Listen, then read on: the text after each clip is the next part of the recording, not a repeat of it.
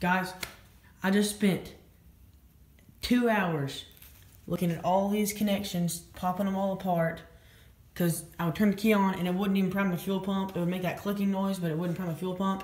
And when I clicked the button, it would sound like that. Nothing would happen. And I was checking it. I peeled all this back to get to there. Check the starter solenoid. It started with me tapping those together. Check this connector, that connector, all these connectors. Now I just turn the key back on. Little hint. This is what it was doing. You hear that again.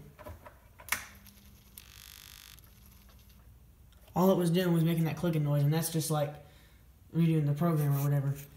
And then you just sit there and do that. And I'm thinking, oh my gosh, what is it?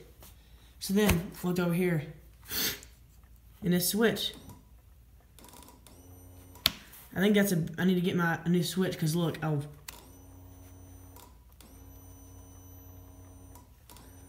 it's like, you hear it priming the fuel pump then?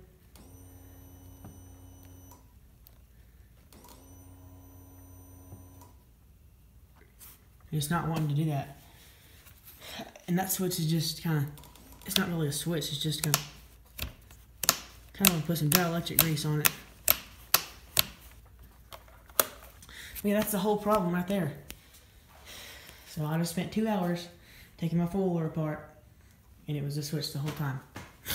So guys, if you ever have this problem on your Honda Rancher 420, this body style, or really, I bet it'll probably do the same thing on any four-wheeler, like every four-wheeler. I think most four-wheelers will actually crank, and this one just won't even let it start.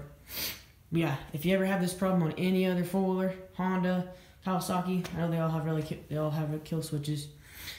First thing you need to check is this. Like, even if it is in the center, just kind of do that, move it around a little bit, kind of have a good connection. That might be it. Because watch, I bet it's going to prime the fuel pump. See, there goes priming the fuel pump.